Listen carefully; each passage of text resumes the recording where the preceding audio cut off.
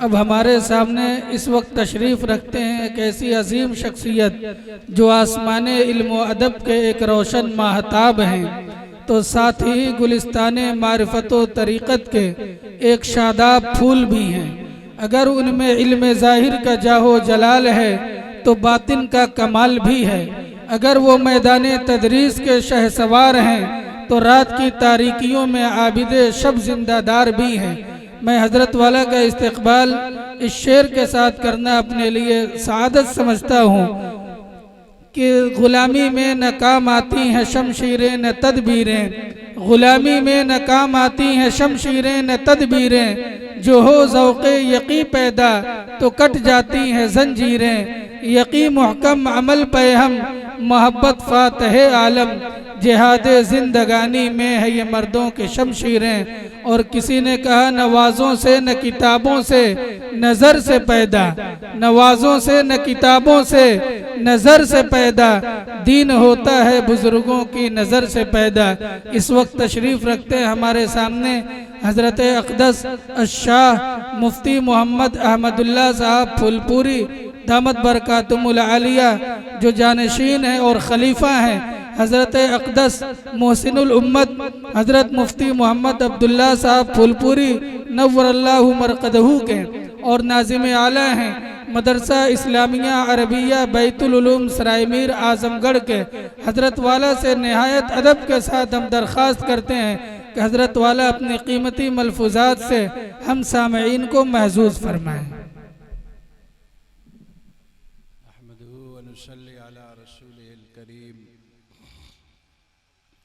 अम्मा बाद फ़अऊज़ु बिल्लाहि मिनश शैतानिर रजीम, बिस्मिल्लाहिर रहमानिर रहीम। व रफ़अना लका ज़िक्रक, सदक़ल्लाहु मौलाना अज़ीम। मेरे मोहतरम बुजुर्गों और दोस्तों, अज़ीज़ साथियों, आप हज़रात ने अभी बहुत ही अच्छे तरीके से लिखी गई नज़्म भी समाअत फरमाई है। उससे पहले मुफ्ती अब्दुल हादी साहब ने रसूल पाक सल्लल्लाहु अलैहि वसल्लम के उम्मत पर जो एहसानात हैं उनमें से कुछ चीज़ों को शुमार कराया और बयान फरमाया है। इसलिए दिल में जज्बा पैदा हुआ, दाइया पैदा हुआ कि कुछ बातें रसूल पाक सल्लल्लाहु अलैहि वसल्लम की सुनाई जाए और बताई जाए। अल्लाह ताला ने हुज़ूर पाक सल्लल्लाहु अलैहि वसल्लम के सिलसिले में ये बात इरशाद फरमाई कि जो नबी सल्लल्लाहु अलैहि वसल्लम तुम्हें बात बताएं उन पर अमल करो, और जिन चीज़ों से बचने का हुक्म दें उन चीज़ों से मुकम्मल तौर पर परहेज करो, उन चीज़ों के करीब भी न जाओ। फरमाते मा आताकुमुर रसूल व मा नहाकुम अन्हु फंतहू। रसूलुल्लाह सल्लल्लाहु अलैहि वसल्लम जो बातें तुमको बता रहे, जितनी बातें भी तुम्हें सुना रहे, उन सब चीज़ों पर आमन ना कहो, उन सब चीज़ों को अपनी ज़िंदगी का वो वाला हिस्सा बनाओ जो कभी जुदा ही नहीं हो सके। और जिन चीज़ों से रसूलुल्लाह सल्लल्लाहु अलैहि वसल्लम ने मना फरमा दिया, वमा नहाकुम अन्हु फंतहू, मना कर दिया, बस बात यहीं ख़त्म हो गई। नफ़ा होगा या नुकसान होगा, आगे चलकर उसका क्या नतीजा आएगा उससे मतलब नहीं होना चाहिए। और यही चीज अमलन साहबा ने पेश फरमाई कि रसूलुल्लाह सल्लल्लाहु अलैहि वसल्लम ने जिन चीजों के सिलसिलों में कोई बात इरशाद फरमा दी, बतला दी, अब वो बात आखिरी हो गई। सुलह हुदैबिया के मौके पर रसूलुल्लाह सल्लल्लाहु अलैहि वसल्लम ने जब सुलह फरमाई है, साहबा ने बीच में बात हुई कि क्या हम हक पे नहीं है, क्या हम सही नहीं। हजरत उमर ने बात फरमाई थी, हजरत अबू बकर ने फरमाया कि रसूलुल्लाह सल्लल्लाहु अलैहि वसल्लम जो फरमा रहे हैं वही काफी है। तो तमाम सहाबा का इस पर इजमा रहा। हालांकि बात समझ में आने वाली नहीं थी, सब लोग एहराम में थे, उम्रा के लिए तशरीफ लाए हुए थे। उनको चंद किलोमीटर की दूरी पर रोक दिया गया। रसूलुल्लाह सल्लल्लाहु अलैहि वसल्लम ने मुआहदा कर लिया कि अब इस साल नहीं होगा, आइंदा साल आएंगे। और बहुत सी शिकायत थी जो समझ में आने वाली नहीं थी, लेकिन सहाबा ने अमलन करके पेश किया कि देखो चीजें समझ में आए तब तो ठीक बात है, और नहीं समझ में आए तो और अच्छी बात है कि बातों को फिर माना जाए। बंदगी क्या है? आप अपने ड्राइवर और अपने घर पे काम करने वाले को बताओ कि ये बात करना है तुमको, ये काम करना है तुमको, वो कहे ठीक है साहब, बात समझ में आ गई। अब उसने किया तो अच्छा किया, और आपने कोई बात अपने किसान को, अपने चरवाहे को, अपने हलवाई को, अपने ड्राइवर को आपने बताई और उसको बात समझ में नहीं आई, वो कह रहे साहब बात समझ में नहीं आई, फिर भी कर रहा, ये और कमाल की बात। ये क्या है? समझ में ना आए फिर करना, ये और कमाल की बात। मुकम्मल पुख्तगी जिसको कहते हैं, जिसको कहते हैं कवी ताल्लुक है कि बात समझ में नहीं आ रही। अब्बा ने बेटे से कहा बेटा ये काम करके आना, बेटा कहता अब्बा समझ में नहीं आ रहा, नुकसान हो जाएगा। अब्बा कह रहा मैं कह रहा हूँ करके तो आओ। अब बेटा अगर वालिद का मुकम्मल मुतीओ फरमाबरदार होगा, वो काम करके आएगा, और अगर उसकी थोड़ा सी भी इत्तिबा में कमी होगी अपना दिमाग चला देगा। कमाल जब है कि बात समझ में ना आए फिर भी बात मानी जाए। कमाल कब है? बात न समझ में आए फिर भी मानी जाए, ये कमाल है। और बात समझ में आई और मान लिया तो अच्छी बात है, बात समझ में आई मान लिया तो अच्छी बात है, लेकिन नहीं समझ में आई फिर भी माना, तो अब जिसकी बात मानी जा रही है उसका ये मुकम्मल मुतीओ फरमाबरदार कहलाएगा, उसकी बातों पर अमल करने वाला कहलाएगा। नाजिम साहब ने एक बात कह दी मजलिसे में, कंपनी के आपके मालिक ने, मैनेजर ने, सीए ने कह दिया कि देखो ये काम करना है, आपको समझ में नहीं आई फिर भी आपने किया तो क्या कहलाएगा? बड़ा मुतीओ फरमाबरदार आदमी। बात समझे नहीं? बात समझे आप? तो ऐसे ही रसूलुल्लाह सल्लल्लाहु अलैहि वसल्लम ने जितनी बातें फरमाई, घरेलू जिंदगी, खारजी जिंदगी, सामाजिक जिंदगी और ऐसे ही कारोबार वाली जिंदगी, जिन जिन चीजों में जो बातें इरशाद फरमा दी हैं, उन बातों पर कामिल व मुकम्मल इत्तिबा करना हर मुसलमान पर फर्ज भी है, जरूरी भी है, और उसके ऊपर ये हक भी है। उसके ऊपर क्या है? यही हक भी है कि वो बात को माने।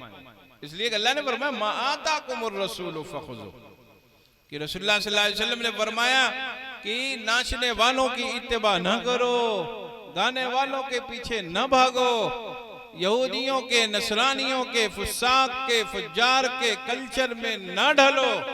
अब मत ढलिए, न समझ में आए तब भी न जाइए, समझ में आए तब भी मत जाओ भाई। उनका उतारा हुआ लिबास न पहनो, उनकी फीके फेंके हुए फैशन को इख्तियार न करो। उन्होंने जो बात बतला दी, हमारा नौजवान हर बात को एक्सेप्ट कर ले रहा, कबूल कर ले रहा। उन्होंने सूदी निजाम दिया, हमने सूदी निजाम को पकड़ा। उन्होंने अजीब तरीके के लिबास दिए, हमने अजीब व गरीब तरीके के लिबास पहनना शुरू कर दिए। हमारी खवातीन भी पर्दे में बैठी हुई हैं, उन्हें नाचने वालियों ने रोशनी दिखलाई, वो नाचने वालियों के पीछे भाग पड़ी। उनको आजाद ख्याल लोगों ने बुलाया, वो घर से बाहर निकली, चौराहों की वो जीनत बनी, कारखानों की वो जीनत बनी। अरे भाई शरीयत जो बात बतलाती है, जो बात आपको रसूलुल्लाह सल्लल्लाहु अलैहि वसल्लम बतलाते हैं, उनमें हयात है, उनमें जिंदगी है, उनमें इज्जत है, उनमें आपके लिए अच्छाई है। आपने अगर अपनी तरफ से रास्ता इख्तियार किया तो आप समझ लीजिए आप खसारे में जाइएगा, आप नुकसान में जाइएगा। वो बात आज समझ में आए या 1 हफ्ता और 10 दिन, महीने के बाद समझ में आए, ये बात हमारे घर के लोगों को समझनी पड़ेगी, नौजवानों को समझनी पड़ेगी। हर गिरी पड़ी चीज को मत उठाओ। आपका अपना एक कल्चर है, आपका अपना एक फैशन है, आपका अपना एक आइडियल है, एक रहनुमा है, एक जात है, वो रसूल पाक सल्लल्लाहु अलैहि वसल्लम की है, जिन्होंने हर चीज को बताया और उनकी सब चीजों को सहाबा ने नोट करके आगे बतलाया। और आज ये 1400-1450 साल तक निजाम जो चलता हुआ आ रहा, आपको उलमा आपके घरों में जाके बता रहे, आपके डोर पर जाकर खबर सुना रहे, डोर टू डोर सर्विस दी जा रही है। आपको किताबें पढ़कर आपको सुनाई जा रही, किताबें तकसीम करके आपको बताई जा रही, उलमा की मजलिसें आपके दरमियान दरमियान में मुनक़िद हो रही, जमात के अहबाब आपके दरमियान चलते फिरते रहते हैं, जो क्या बतला रहे, रसूलुल्लाह सल्लल्लाहु अलैहि वसल्लम की तालीमात को पकड़ो, आपके उसवे हसना को पकड़ो, आपके तरीके को पकड़ो, आपके रास्ते पर चलो। बज़ाहिर चमक दमक दिखे तब भी छोड़ दो, बज़ाहिर फायदा दिखे तब भी छोड़ दो। शरीयत से जो चीज टकराती हो वो चीज कबूल नहीं करनी चाहिए। अगर चे वक्ती फायदा हो लेकिन वो चंद दिनों के बाद फिर नुकसान पहुंचाती है। नहीं हो तो आप देख लो, शरीयत ने कहा कारोबार करो लेकिन सूद से बचो। हमने क्या कहा, नहीं सूदी कारोबार नहीं होगा तो कारोबार कैसे आगे बढ़े। मौली साहब समझाते रहे, बात समझने को तैयार नहीं। अब क्या हो गया, आ रहा नहीं आ रहा, सूद पर EMI पर मोबाइल लिया जा रहा, लिया जा रहा नहीं लिया जा रहा, उसकी क्या जरूरत। आप अल्लाह ने आपको 10,000 दिया तो 10,000 में फोन ले लीजिए। आपको जरूरी है 50,000 का फोन लेना? किसने कहा ये? आप जरूरत नहीं है, जबरदस्ती सूदी दलदल में आप फंस रहे। अब आपको उलमा ने बताया, आप सुने नहीं, फिर 6 महीने बाद बात समझ में आई। EMI पे जिस चीज की जरूरत नहीं वो भी आ रही, फ्रिज भी आ रही, वॉशिंग मशीन भी आ रही, इन्वर्टर भी आ रहा, वगैरह वगैरह सब आ रही। क्या जरूरत है? आप क्यों आप ले रहे हो भाई? जितना आपके पास उसात है उतना ही सामान ले लो आप। एक बड़ा तबका था जो बहुत पुरसुकून था, बैंकरों ने मिलकर दिमाग लगाया कि ये आमी लोगों से पैसा कैसे खींचा जाए। उन्होंने छोटी छोटी स्कीम चला दी और आपने कहा मौलाना साहब आप समझते नहीं कुछ हो। सब लोग कूद गए जाके उसमें। सूद की खराबी कुछ नहीं समझ में आ रही तो इतने ही काफी है कि अल्लाह ताला ने मना फरमाया। बहुत उसको हम तफसील से नहीं बताने वाले आपको, हम सिर्फ इतना बताना चाह रहे हैं कि जो चीज मना कर दी गई वो बस मना कर दी गई। आखिर ये जज्बा पैदा होना चाहिए। ये क्या होना चाहिए? यही जज्बा पैदा होना चाहिए कि एक चीज शरीयत ने मना कर दी तो अब बस मना कर दी, अब इसमें पढ़ना ही नहीं हमको। उसमें अगर मगर न ढूंढिए, उसमें थोड़ी सी जगह मत देखिए, फिर बचिए। और आप जैसे जैसे सूदी कारोबार में जाइएगा वैसे वैसे उसी दलदल में फंसते चले जाइए। ये ऐसी दुनिया है, उसमें दाखिल होने वाला जल्दी निकलता नहीं है। खबरों में पढ़ते हो नहीं पढ़ते हो कि इतने लोग फांसी पे लगा के मर गए, किसान इतना अपने को लटका के मार दिया, जहर खा के मर गया। क्यों? सूद लिए हुए थे, उसको अदा ही नहीं कर पा रहा। सूद आम हो गया और सब लोग उसमें गिरफ्तार हो गए। मैं ये अपने दोस्तों से कहता रहता हूं, भाई जितना अल्लाह ने दिया उतने में खुश रहो। एक गैर जरूरी चीज अपने जिम्मे क्यों ला रहे हैं? 10,000 रुपये दे रहे हैं अल्लाह, 10,000 में खाओ पियो ऐश करो आप। 20,000 दे रहा है, 50,000 महीने मिल रहा, खाओ पियो ऐश करो आप। कोई जरूरी थोड़ी नहीं आप 1 लाख का सामान ले आइए, बचिए आप उससे। और अगर आप ख्वाहिशात के पीछे भागिएगा तो ख्वाहिशात की कोई हद नहीं, उसकी कोई लिमिट है। आप 1 चक्का से 2 चक्का होंगे, 2 से 4 चक्का होंगे, 4 से और चक्का होंगे और आपके छक्के छूट जाएंगे, हालत खराब हो जाएगी। इसलिए नियत करके रखिए, नहीं सूदी लेन देन में पढ़ना ही नहीं है, सूदी मामलात में पढ़ना ही नहीं है। बस बात खत्म हो गई। पूरी जिंदगी आपकी क्या है, शानदार गुजरेगी। और आपने एक मर्तबा गलती से अगर सूद ले लिया तो सूद पूरे निजाम को तहस नहस कर देता है। माले हलाल पाकीज़ा माल जो रहता है और पाकीज़ा माल का जो निजाम होता है उसको भी जाकर ये खुर्द बुर्द कर देता है। जैसे एक सेहतमंद इंसान हो, उसकी बॉडी में थोड़ा से वायरस इंजेक्ट कर दो, इन्फेक्शन उसकी बॉडी में हो जाए तो पूरा निजाम जो चुस्त दुरुस्त चल रहा था वो सब क्या हो जाता है, मफलूज हो जाता है। उसके हाथ पैर आधा जवारे क्या हो गए, मफलूज हो गए। क्या हो गया था? वायरस उसके अंदर दाखिल हो गया, इन्फेक्शन हो गया था उसकी बॉडी में। और इन्फेक्शन इतना फैला कि जो चीजें बेहतर तरीके से काम कर रही थी वो भी माजूर हो गई, मुअत्तल हो गई, वो भी छुट्टी पे चली। जो डॉक्टर हजरात होंगे वो समझेंगे, आप भी समझ सकते हैं, आमी सी बात है ये। इसलिए सूदी कारोबार से बहुत दूर रहिए, सूदी लेन देन से बहुत दूर रहिए। और ये जो फैशन चल चुका है कि लोग थोड़ा पैसा देकर महीने का एक मुकर्रर एक पैसा तय करके लेते हैं, वो नाजायज है। आपने 5 लाख रुपए किसी को दे दिया और कह रहे कि हमको ये 10,000 रुपए महीना चाहिए, वो शक्ल जायज नहीं है। अगर ऐसे पैसा लगाना भी हो, मुफ्ती हजरात जो आपके यहाँ इलाके में हो उनसे राब्ता करें, वो जायज तरीका आपको बताएंगे। पैसा भी लगे आपको, कारोबार भी आप कर रहे हैं और खसारा भी आप उठा रहे हैं, क्या फायदा है? मुफ्ती साहब से रुजू कीजिए। अगर ऐसा पैसा लगाना ही चाहते हैं तो उसका जो जायज तरीका होगा वो आपको बतलाएंगे। पैसा फिक्स देकर फिक्स आमदनी महीने में लेना, मंथली लेना, ईयरली लेना नाजायज, सीधी सीधी बात। इसलिए आप हज़रात इस पर खूब तवज्जो फरमाएं। जो चीजें हमारे अपने निजाम को खराब कर रही है वो यही छोटी छोटी चीजें हैं जो हम समझ नहीं पाते। यही सब छोटी छोटी चीजें क्या है जो हम समझ नहीं पाते। तो रसूलुल्लाह सल्लल्लाहु अलैहि वसल्लम ने जितनी चीजों का हुक्म फरमाया वो हमारी अपनी जिंदगी हो, हमारे अपने अंदर की बीमारियां, उसने बचने की कोशिश करे, निगाहों की हिफाजत करे, कम बोलना। ये कम बोलना ये कमाल की बात है। आज लोग कहते हैं बेवकूफ है, और रसूलुल्लाह सल्लल्लाहु अलैहि वसल्लम फरमाते हैं मन समत नजा, जो चुप रहा वो कामयाब हो गया। अब हम कहते हैं नहीं खूब बोलो, खूब बोलो, और बोलने वाले को अच्छा समझते हैं। ना बोलना अच्छा है, बोलना अच्छी बात नहीं, कम बोलना ये अच्छी बात है, ज्यादा बोलना अच्छी बात नहीं है। इसलिए बोलने पर ख्याल रखना। हज़रत वाला थानवी रहमतुल्लाह अलैह ने ये बात लिखी कि कम बोलना चाहिए, बोलने से पहले सोचना चाहिए, और सोचना बोलने के बाद फिर सोचना चाहिए कि बात हमने सही कही या गलत कही।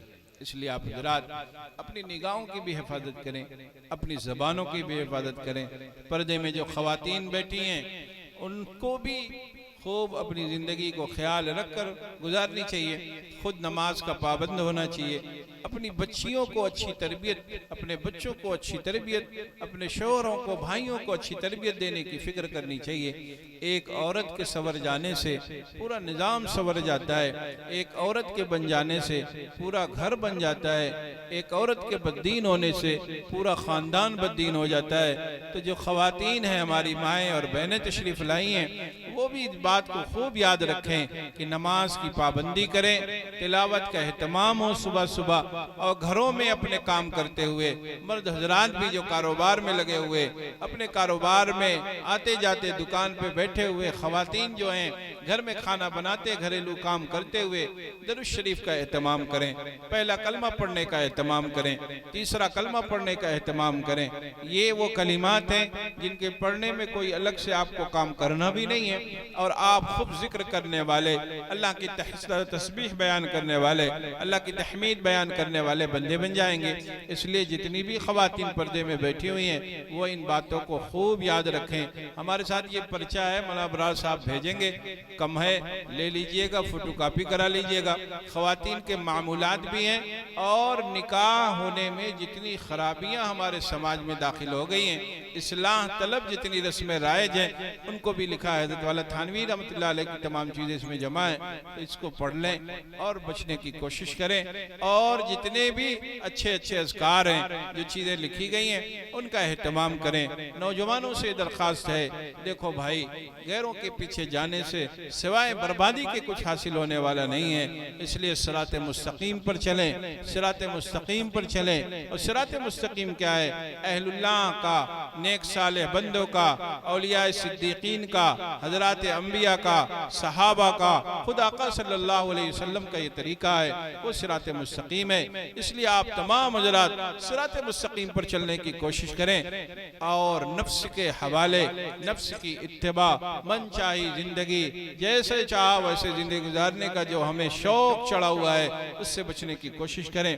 कॉलेज में जो बच्चे पढ़ने वाले हैं, आप असली उलूम हासिल करें और खूब हासिल करें, लेकिन असल में आपको एक बात और सोचनी है, वो ये कि हम अच्छे मुसलमान कैसे बने, उसकी भी फिक्र होनी चाहिए। अपनी जबान कैसे सही चले, उसकी भी फिक्र होनी चाहिए। और हमारे ऊपर फुस्साक व फुज्जार के हाल अहवाल, उनकी शनाख्त, उनकी पहचान, ये सब चीज़ें जारी ना हो, इसकी कोशिश करें कि हम एक अच्छे मुसलमान बने, एक नेक साले मुसलमान बने। और मुसलमान कहते ही है इसी को कि जो लोगों को फ़ायदा पहुंचाता हो, जो लोगों को उनसियत पहुंचाता हो, जो लोगों को सलामती पहुंचाता हो, जो लोगों को सुकून देता हो। इसलिए अपने अयूब पर निगाह रखें, अपनी निगाहों पर काबू रखें, अपनी ज़बानों पर काबू रखें, अपने दिलों में दुनिया की जो ख्वाहिशात है, दुनिया की चमक दमक है, उनका असर न होने दें। सुबह शाम कम से कम 100 मरतबा पहला कलमा और तीसरा कलमा जो कॉलेज में पढ़ने वाले बच्चे हैं वो ज़रूर पढ़ लिया करें। दरूद शरीफ एक तस्बीह ज़रूर पढ़ लिया करें। इस्तग़फ़ार 100 मरतबा अस्तग़फ़िरुल्लाह अस्तग़फ़िरुल्लाह ज़रूर पढ़ लिया करें।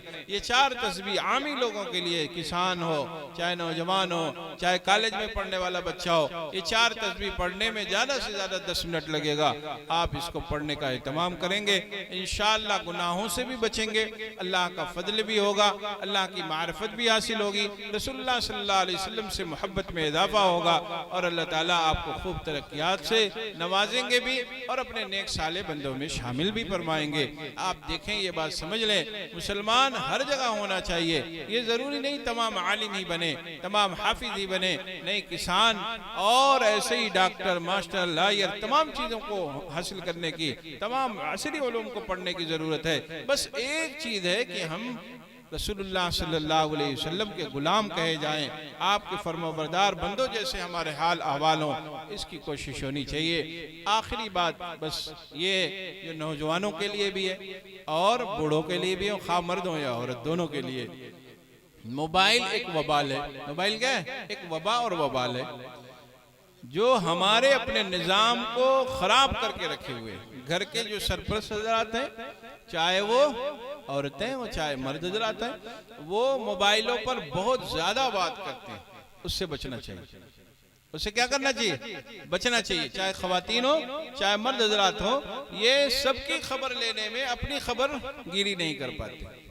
एक एक घंटा, 2-2 घंटा फ़ोन पर बेटियों से माएँ बात करती हैं और अपने रिश्तेदारों में बात कर, अरे हाल चाल लेना है, खैर खबर पूछ ली, दुआ सलाम कर लिया और 2 मिनट बातचीत हो गई, बस खत्म हो गई। घंटों घंटों बात करती।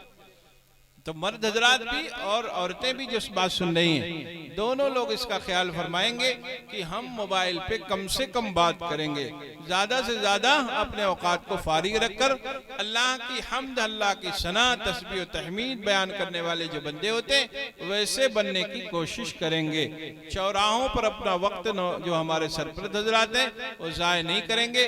ख़वातीन घर की में मजलिस में फ़ोनों पर ज़ाय नहीं करेंगे, बल्कि इन्हीं औकात में अल्लाह की हम्द सना बयान करेंगे। इन्हीं औकात में कुरान शरीफ की तिलावत होगी।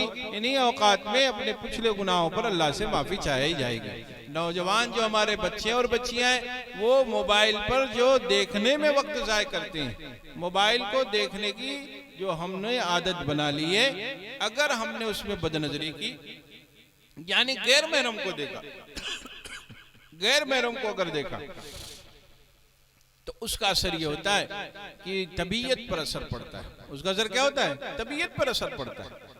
आप कह रहे नहीं हम पे असर नहीं, असर पड़ेगा ही पड़ेगा। आप अगर उस पर वक्त देते हैं घंटा 2 घंटा और हर 10 सेकंड के बाद, हर 25 सेकंड 30 सेकंड के बाद उसका अनुमान बदलता है, डॉक्टर कोई होगा आप उससे बात मालूम करिएगा। अगर हर 15-20 सेकंड के बाद, 30 मिनट के बाद, 40 सेकंड के बाद उसकी पूरी जो तस्वीर और वीडियोग्राफी चल रही थी वो चेंज हो रही है, अनुमान बदल रहे हैं, जो उसमें चीज देखी जा रही है वो चेंज अगर हो रही है, उससे दिमाग पे असर पड़ता है। बार बार मवाद के बदलने से तबीयत पे असर पड़ता है और जो लोग ज्यादा देखते हैं वो डिप्रेशन में चले जाते हैं। जो ज्यादा देखते हैं अनुमान फटफट बदलता रहता है, यहाँ कुछ हो रहा है, कभी देखा वहां कुछ हो गया, कभी देखा वहां 10 लोग मारे गए, कभी देखा वहां दंगा हो गया, कभी देखा वहां किसी को पकड़ के जबरदस्ती कुछ बात कर, आप देखे जा रहे तो आप उसी में चले जाएंगे। धीरे धीरे आप क्या हो जाएंगे? अगर ज्यादा देखेंगे तो डिप्रेशन के मरीज हो जाएंगे, एंजाइटी के मरीज आप हो जाएंगे, कुछ ना करने का जज्बा पैदा होने लगेगा। और नौजवान क्या, नौजवान इतना डरपोक हो गया, इतना डरपोक हो गया कि अगर साइकिल पंचर होने की आवाज हो जाए तो ये कूद के भागता है। क्यों डर हो गया? डर, वो बीमार हो गया। वो क्या हो गया? बीमार हो गया वो। इसलिए नहीं देखना चाहिए। आप अपना वक्त मोबाइल पर न दीजिए, गैर जरूरी चीजों को ना देखिए। अब अगर उसमें गैर महरम की तस्वीरें देखी जा रही और खराब तस्वीरें देखी जा रही, फिर आप जाके डॉक्टर से मालूम कीजिएगा। आपकी ताकत और कुव्वत पे असर पड़ेगा, आपकी ताकत और कुव्वत पे असर पड़ेगा, आपकी जवानी पे असर पड़ेगा। आज नौजवान तो है, चेहरे की ललाई खत्म हो गई, चेहरे की रौनक खत्म हो गई। क्यों खत्म हो गई? वो गैर जरूरी चीजों पे अपना वक्त बर्बाद कर रहा है। अल्लाह ताला ने हर चीज को जायज जो करार दिया, जब जिसकी चीज जरूरत है उसको शरीयत आपको देती है उन चीजों को। आप गैर शरीय तरीके से अगर उस चीज को इख्तियार कीजिएगा, अल्लाह ने क्यों फरमाया कुल्लिल मोमिनीना यग़ुज़्ज़ू मिन अब्सारिहिम? अल्लाह हाकिम तो है, अल्लाह मालिक है ना, अल्लाह खालिक है, पैदा करने वाला। वो जानता है ना मेरे बंदे में क्या क्या चीजें खराब है। जैसे आप गाड़ी लेते हो, कोई छोटी सी मशीन लेते हो, उसके साथ वो कंपनी कॉपी देती है, नहीं कॉपी देती? एक उसकी जन्म पत्री देती है, इस तरीके से इस्तेमाल करें, ऐसे उठाएं, ऐसे सर्विस होगी, इतने दिन पे सर्विस होगी। ऐसे अल्लाह ने इंसान को पैदा किया, उसकी जन्म पत्री भेजी कुरान करीम, उसमें हुक्म दिया कि ऐसे ऐसे रहोगे तो तुम्हारा ये जिस्म, तुम्हारी ये बॉडी, तुम्हारी ये मशीन सही सही चलती रहेगी। और अगर हम तुमने इस तरीके को छोड़ दिया, ये तमाम कवायद को छोड़ दिया, इन तमाम दस्तूर को छोड़ दिया, तुम्हारी मशीन गड़बड़ हो जाएगी। तो फरमाते कुल लिल मुमिनीना यग़ुज़्ज़ू मिन अब्सारिहिम। आप रसूलुल्लाह सल्लल्लाहु अलैहि वसल्लम को हुक्म दिया कि मुसलमानों से आप कहिए अपनी निगाह नीची रखें। अब आप निगाह की हिफाजत कीजिएगा तो आपकी ताकत कुव्वत भी बहाल होगी, आपकी जवानी भी बहाल होगी। जो जवान अपनी जवानी को मोबाइल पे खराब कर रहे हैं, वो लोग बाद में अफसोस के सिवा कुछ भी नहीं कर सकते, उनको कुछ हाथ आने वाला नहीं है। इसलिए बदनजरी से बचिए, बदनिगाही से बचिए, गैर जरूरी चीजों से बचिए, शरई अहकामात पर अमल करने की कोशिश कीजिए। अल्लाह ताला इन बातों पर अमल करने की हम सबको तौफीक मरहमत फरमाए। मदरसे में खूब बरकत दे। अल्लाह ताला जितने भी काम हो रहे हैं सब में गैब से अल्लाह ताला इंतज़ाम फरमाए। तमाम दोस्त अहबाब जो ताल्लुक़ रखते हैं, मोहब्बत करते हैं इस इदारे से, अल्लाह सबको सेहत और सलामती अता फरमाए, सबके मालों में खूब बरकत अता फरमाए, सबके औलादों को नेक सालिह बनाए। जितने भी दोस्त अहबाब आए हैं, वो हमारी माएँ बहनें जो पर्दे में बैठी हुई हों या आप हज़रात यहाँ तशरीफ़ फरमाओ, अल्लाह सबके जायज़ मकासिद को पूरा फरमाए, जायज़ तमन्नाओं को पूरा फरमाए, जायज़ मुरादों को पूरा फरमाए और सबको नेक सालिह बनाए और सबको सिरात मुस्तकीम पर चलने की तौफीक मरहमत फरमाए। आखिरी बात कहते हुए ख़त्म कर रहा हूँ बात कि एक को अपना कोई दोस्त बनाओ, एक कोई अपना मोहसिन बनाओ, एक कोई अपना मुशीरकार बनाओ जिससे आप मशवरा करो। वो नेक सालिह होना चाहिए, उससे राब्ता रखो, उससे बातें अपनी पूछो। जैसे आजकल लोग क्या है फैमिली डॉक्टर रखते हैं, वैसे ही एक फैमिली आपका मुशीरकार होना चाहिए, यानी एक किसी अल्लाह वाले से आपका ताल्लुक होना चाहिए जिससे आप अपनी बातें तमाम कह करके, जैसे डॉक्टर के पास जाने के बाद हम तमाम बीमारियां अपनी बताकर डॉक्टर साहब से दवा लेते हैं, वैसे एक आपका कोई मोहसिन और मुरब्बी हो जिससे आप अपनी तमाम बीमारियों को बताएं रूहानी, मेरे अंदर ये भी खराबी, मैं जो है निगाहों की बीमारियों में हूँ, ज़बान की बीमारियों में, हसद में हूँ, कीना में, बुग़्ज़ है, नाद, ये सब बीमारी है, रूहानी बीमारियाँ इसको कहते हैं। आप एक कोई दोस्त बनाइए, एक कोई मुशीर बनाइए, एक कोई शेख और पीर बनाइए जिससे आप अपनी बात कह सकें, जिससे आप अपनी इस्लाह करा सकें। और वक्त रहते अगर अपने हाल अहवाल को दुरुस्त कर लिया गया तो मेरे भाइयों फिर हम इन्हीं हाथ पैर के जरिए से जन्नत में चले जाएंगे, वरना यही हाथ पैर हमें गर्म घर तक भी ले जाएगा। वाखिर दावाना अल्हम्दुलिल्लाहि रब्बिल आलमीन। ये पर्चा भिजवा दीजिए।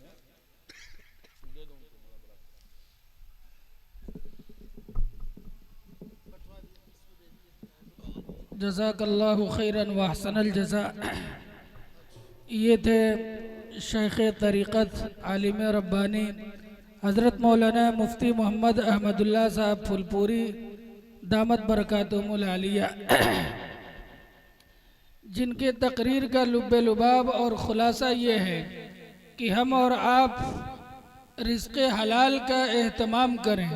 रिज़्क़ हलाल ये ऐसी अहमियत का हामिल है कि कुरान मजीद आप पढ़ेंगे तो आपको मालूम होगा अल्लाह पाक ने रिज़्क़ हलाल को जहाँ बयान फरमाया, अंबियाए कराम को मुखातब करके कहा या अय्युहर रसूल कुलू मिनत तय्यिबात वअमलू सालिहा। पैगंबरों को मुखातब बना करके फरमाया ज़रा तवज्जो करिएगा और समझने की कोशिश करिएगा। रिज़्क़ हलाल की अहमियत ये है कि कुरान मजीद ने रिज़्क़ हलाल के बाद आमाले सालिहा का तज़किरा किया है कि जब हमारा खाना अच्छा होगा तो अमल भी अच्छा होगा, खाना अच्छा नहीं होगा तो अमल अच्छा नहीं होगा। और दूसरे सिमत हजरत ने तवज्जो दिलाई, या अय्युहल्लज़ीना आमनुत्तकुल्लाह व कूनू मअस्सादिकीन, ईमान वालों तकवा इख्तियार करो और सच्चे लोगों के साथ हो जाओ। ये सच्चे कौन हैं? सोहबत अहलुल्लाह को लाजिम समझें। जब सोहबत अहलुल्लाह के लिए हम अपने आप को तैयार करेंगे तो रिज़्क़ हलाल भी हमें और आपको नसीब होगी। ये सोहबत इतनी बड़ी चीज़ है। तकरीर का लुब्बे लुबाब और खुलासा ये है कि रिज़्क़ हलाल के साथ साथ सोहबत अहलुल्लाह से अपने आप को हम और आप आरास्ता और पैरास्ता करें। सोहबत अहलुल्लाह के सिलसिले में हजरत थानवी नव्वरल्लाहु मरक़दहू ने लिखा है, अपने ज़माने में लिखा कि मैं इस ज़माने में सोहबत अहलुल्लाह को फ़र्ज़ ऐन समझता हूँ।